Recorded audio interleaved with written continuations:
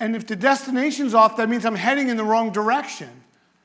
And that's not God's purpose in any of our lives, is that you just live directionless and just keep heading down the wrong path. And how far and how long am I willing to go in that way? And the crazy thing is, when we're directionless, we think we're heading in the right direction.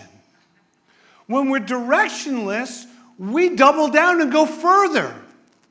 When we're directionless, we believe there's hope. We're looking for a hope. But the truth is, it's a false hope. It's not the one true hope. So we just keep going, and we just keep heading down that way and discover more and more that God's purpose is not being fulfilled. It's the greatest tragedy in our life is that it's not coming to fruition the things that God planned. But God's purpose for your life is to glorify Him. That first of all, He loves you exactly where you are. And your purpose in your life is a reflection of who He is, because He made you in His image. And then our life is meant to glorify Him. Well, how does my life glorify God? My life glorifies God in thought, words, and action. That's the evidence of my life bringing Him glory. The things I think, the things I say, and the things I do.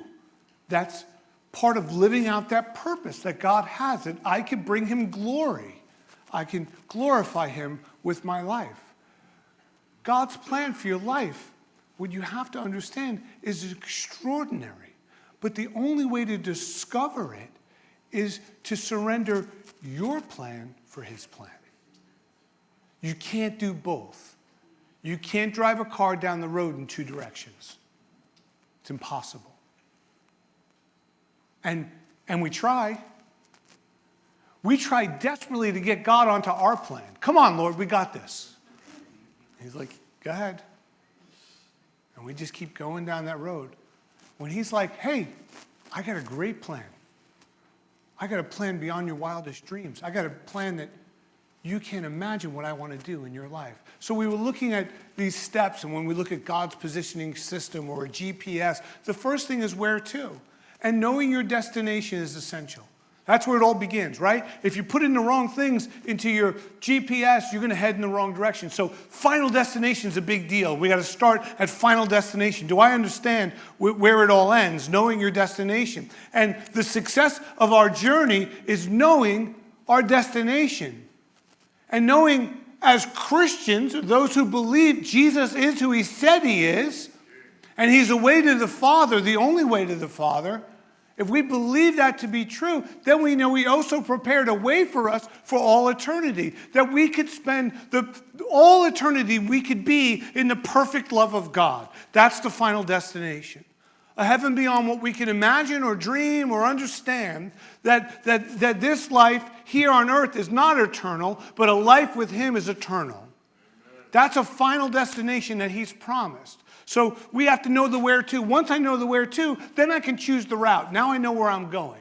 Now I know the pathway. And we said Psalm 23 is part of that knowing the pathway that in the Psalm, as David sung out to the Lord, and he solidified who the Lord was in His path with Him, or knowing that route with Him. And he says that God protects me, God provides, God refreshes me, God guides me, He defends me, He anoints me, and He loves me eternal. Amen. He was certain of that was the most important thing.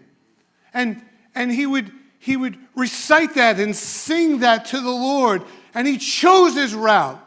And he knew that was the way that he could live out choosing that route. Then we have to follow our route. Follow your route. How do I get there? What's the way that I followed? I chose the route. Now how do I get to the route? Jesus said it's easy. Stop making it so difficult. He said, I'm the way, truth, and life. Follow the route. Follow the route. Yes, Lord.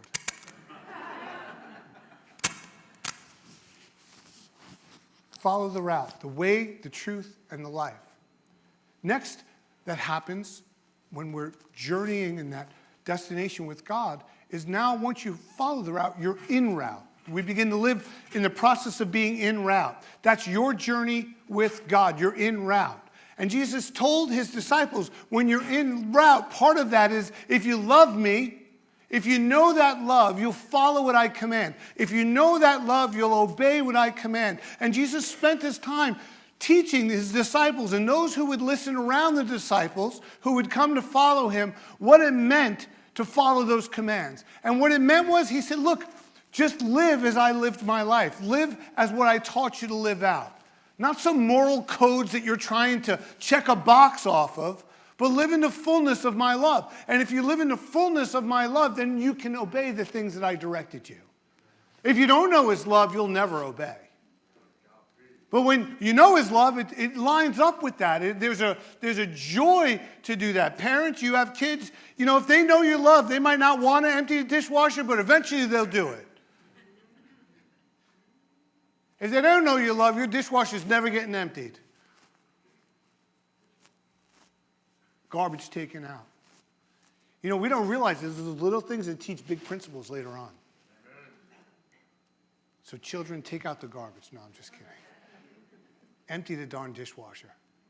They're little things, but really, out of love, there's this consciousness of, no, I got to do the things that I'm supposed to do and live the life that I'm supposed to live because God loves me and I've encountered that love. I'm en route, and that's how I live my life en route. Then finally, you've arrived. GPS is like, hey, you're here.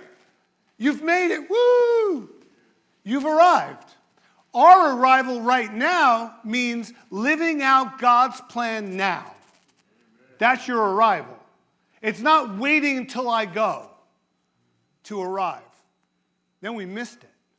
Then that's the tragedy.